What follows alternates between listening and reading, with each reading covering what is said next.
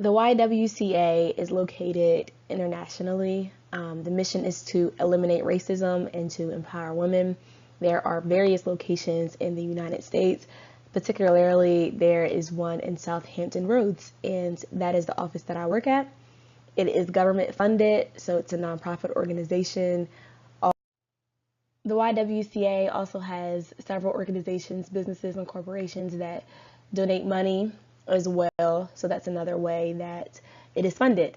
Some of the services that the Y offers are the 24-hour hotline, so anyone who is in imminent danger can call this hotline and we can help them pretty much get to a safe place, whether that be our shelter or whether that be calling the police.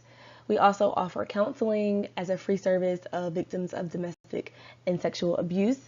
We have our victim advocates, which is what I do, and I'll get into that in a little bit. And then finally, we have trainings and outreach that just kind of bridges the gap with us and the public so that we can have, more employees and interns and volunteers to go out and do this work. I am a victim advocate intern, and our target is battered women and children. We also serve men. These are victims of domestic violence and sexual abuse.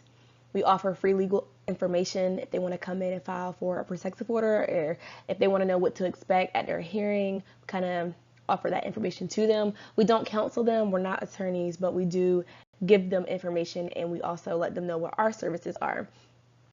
We also offer court accompaniment services. So I've done this quite a few times when we meet with victims and they would like someone to come and sit with them in court. We offer that. It just allows them to have someone there for support and also someone after the hearing to debrief and kind of allow them to vent. And then we assist victims with obtaining protective orders and kind of walk them through that process.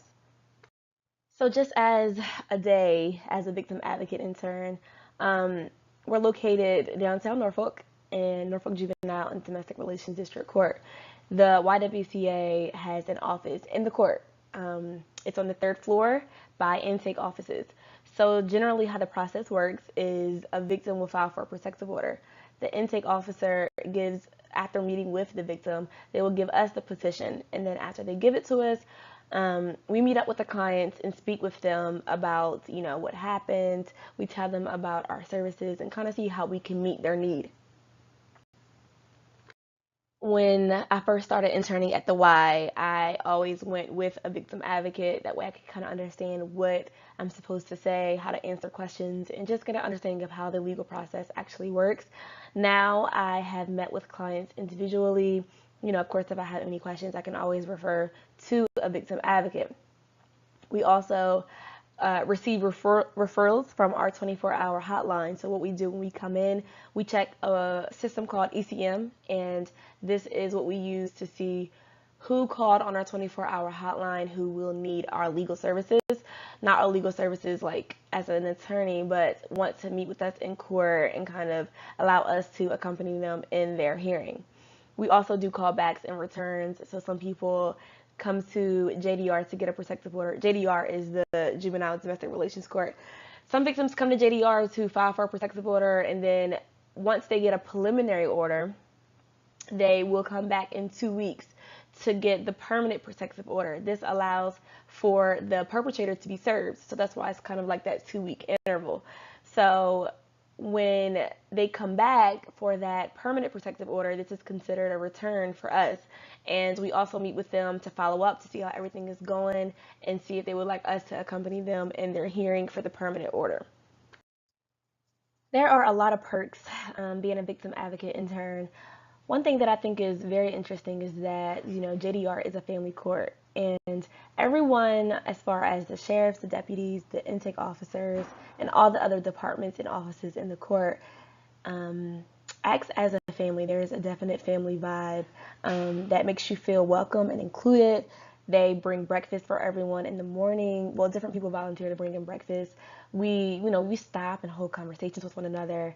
We all, do our job very well. And, we don't just hold surface level conversations. We actually ask about our personal lives, and everyone genuinely knows each other. There's definitely a sense of family There's a sense of team. There is always relationship building in court. If you're in JDUR, more than likely you have relationships with several people in the court. It's very laid back. My intern supervisor gives me autonomy and independence to let my wings, to just let me go and spread out my wings. So I do enjoy that because it's the best way to learn, to get out there and make mistakes. There's also a very flexible schedule. You know, I pretty much set my schedule Monday, Wednesdays, and Fridays, but to know that it's very flexible because we're meeting with victims and they're coming in at different times during, my shifts. So that's a perk. Also, working one-on-one with victims, I have experience working in a law firm. So from this administrative perspective, I've been able to understand the legal process from a administrative, documents, files type of perspective, whereas now I'm actually meeting with clients, talking to people, doing life with them, understanding their perspectives. It's not just reading something on a piece of paper. It's knowing that this person is a real human being and they have a life and they have a situation and they have a problem, and I'm talking to them about this problem. My major, is communications and PR, and my minor is political and legal studies.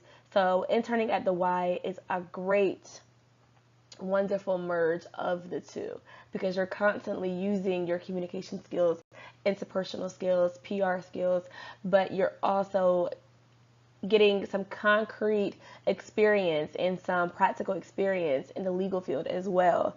So I think it's a perfect balance of both of them. And I also like the versatility of every day working with different clients and different cases and different stories. It just keeps it very interactive. It keeps it very fun. And I love it. I love interning for YWCA. For anyone who is interested in volunteering or interning at the YWCA, in Southampton Road specifically, usually they do intake every semester, but it's an ongoing process of taking in volunteers and interns. I did have to go through about a week and a half of training because you're working with people with trauma, with psychological disorders, and it just kind of allows you to know how to deal with those things, not be a therapist or counsel people, but understanding what it means to play that role in someone's life to that capacity. And also it teaches you self-care, different things like that. So they do have a 2-week training that I think everyone has to go through. But if you are interested in volunteering or interning at the YWCA, here is the information. If you go to this email address and express your interest, there's also a link that you can click on, and it kind of has the whole application there as well. Feel free to do that or give the Y a call. We're always looking for volunteers and interns, so we would love to have you. Thank you for listening to this presentation. I hope that it will inspire and move people to come to the YWCA, understand that there is a place for you, that there is somewhere for you to make a difference, and it's a great, magnificent, perfect bridge from social work and getting out there, meeting real people with real lives, and then going into your career, whatever that may be, in communications, PR, or it could be something with human services, it could be something with the law. So it could definitely apply to a lot of different disciplines. All right, thanks for listening, and have a great day.